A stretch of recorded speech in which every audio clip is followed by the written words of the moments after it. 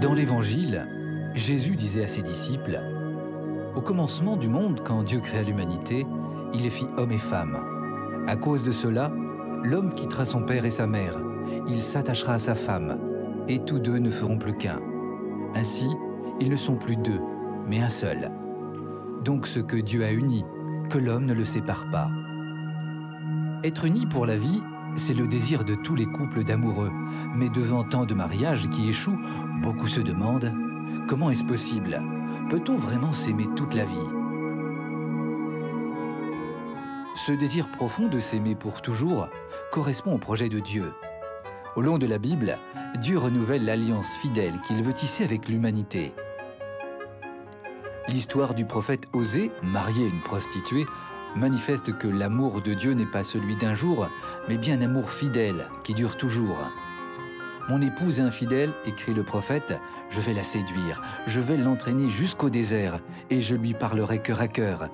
Tu seras ma fiancée, et ce sera pour toujours. Je t'apporterai la justice et le droit, l'amour et la tendresse. Je t'apporterai la fidélité, et tu connaîtras le Seigneur. » Par la croix, Jésus s'est engagé jusqu'au bout dans son amour pour nous. C'est pourquoi, à notre tour, nous pouvons nous aimer toujours. Par l'exemple de ses gestes et ses paroles, il nous montre comment, par son Esprit Saint, il nous donne la force de Dieu. Ainsi, par le sacrement du mariage, la fidélité du Seigneur devient la source de celle des époux. Mais comme l'a écrit le Père Michel Coy, l'amour n'est pas tout fait.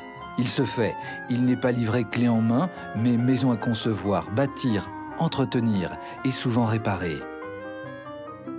Acte de foi dans l'autre et dans l'amour, l'engagement, la volonté de durer est une des fondations du couple. Il faut chaque jour vouloir partir à la rencontre de l'autre. Pour cela, un juste amour de soi est source de confiance. Sur ce chemin quotidien, il s'agit d'apprendre à se laisser aimer et en même temps, devenir capable d'aimer l'autre pour lui-même. Ce don de soi conduit à la joie et à la dynamique d'un pardon toujours possible. Apprendre à aimer l'autre dure toute une vie et repose sur le partage d'un projet commun, sur la communication et l'acceptation de la différence comme une richesse, et sur la vie spirituelle, ciment de l'amour durable.